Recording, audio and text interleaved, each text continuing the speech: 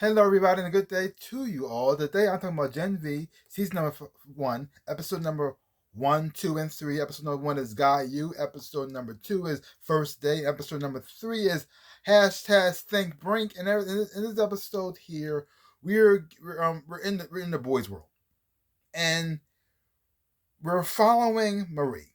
And she's with her family. Everything's going fantastic. They're watching A-Train become part of the 7, the first black person to be part of the 7. They're celebrating. They're happy. Oh my God, everything's fantastic. Look at us. We're moving on up. Everybody's celebrating. And then Marie has a little bit of something going on. And then she goes to the bathroom and she's becoming, well, a woman, I guess you could say. And at the same time, her powers manifest.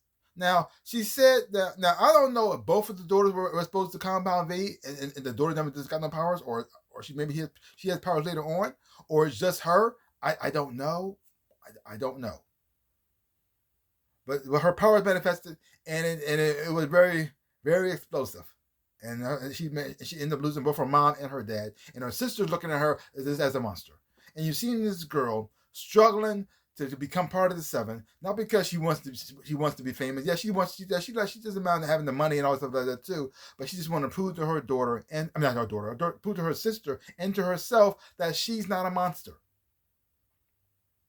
And you've seen how this girl who went from nothing, who didn't even have a phone or any social media impact at all, to now everybody knows who she is. People are manipulating her to say certain things that she wants to do because they feel as though she's the right person for to do it, even though she's lying to everybody, to the world, that she's some type of hero. And she did nothing. Because the thing is though, the headmaster kicked her out.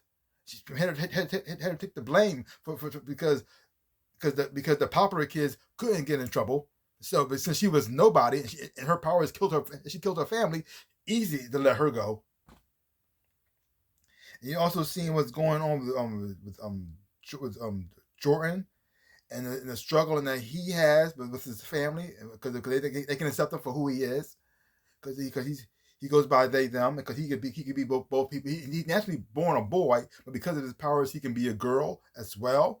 And he loves the life that he's living, but his parents can't accept him for who he is, and she's struggling with that too. And he also was the person they also was the person who actually was the hero, who actually did fight Soldier Boy, but because of who they are, and it doesn't work with certain social groups, that Marie got chosen, and you've seen her how she balances between that, because she wants to make friends, she wants to connect, but she feels as though by doing that it hurt her, and so now it caused her to become a little more cold and more distant. But at the same time, she realizes she can't do this by herself as well too. You have Emma, who goes by TV show Little Cricket. You see the struggle she has with her powers and abilities, and wanting to be accepted for other than what people know her for as, and the things she's willing to do for that acceptance as well, which also kind of messed up. And also seeing how her powers work, and how she has to pretty much, the things she has to do that makes her powers work in the first place is it's so messed up. How she kind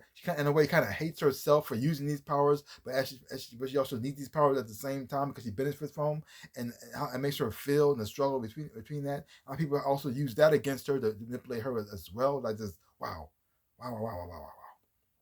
so messed up. And then you have Andre and Kate. Andre is the best friend of first you're going to start with Golden Boy, Luke, who has been chosen to be part of the 7.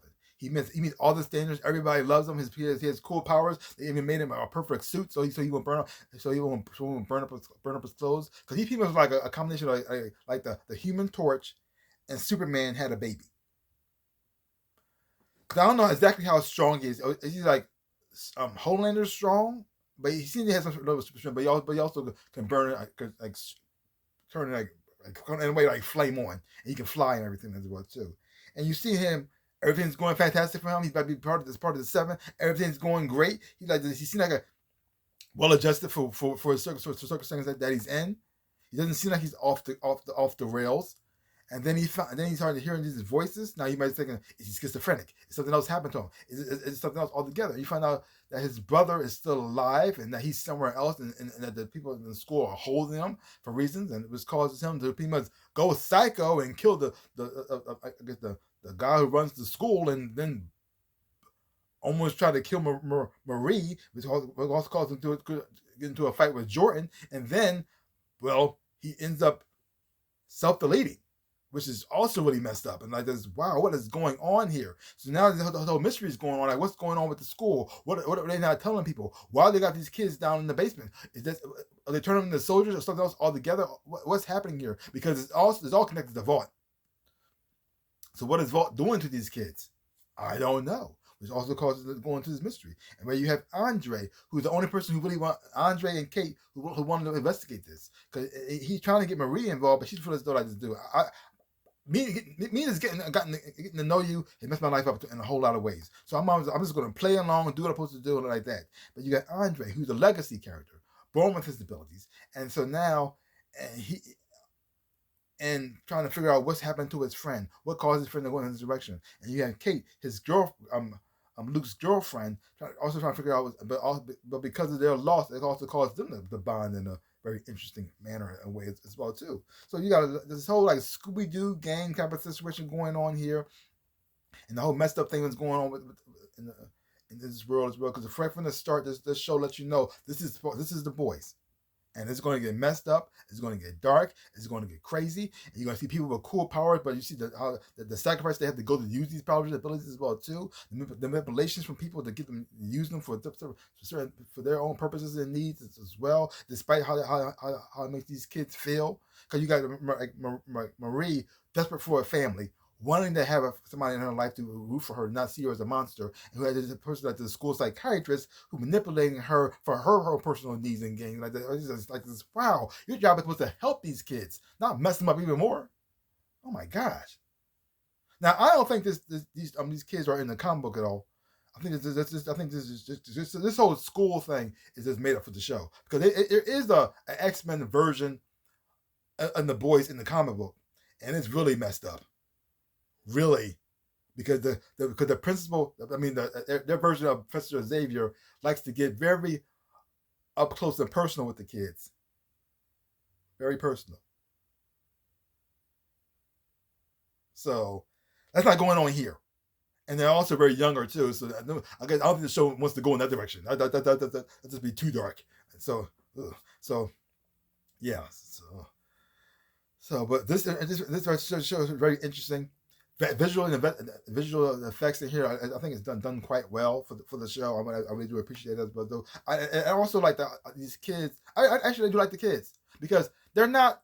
Yeah, they're a little messed up. They like to they may like to drink a little bit or do a little bit too much drugs. But other than that, they're not really bad kids.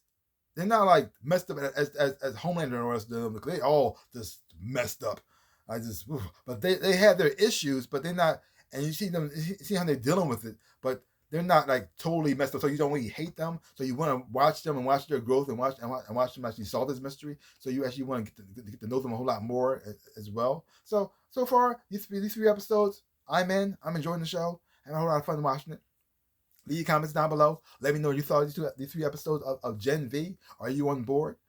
And it also like nice little fillers before you get to see the next season of The Boys. So if you haven't been watching it, check it out for yourself.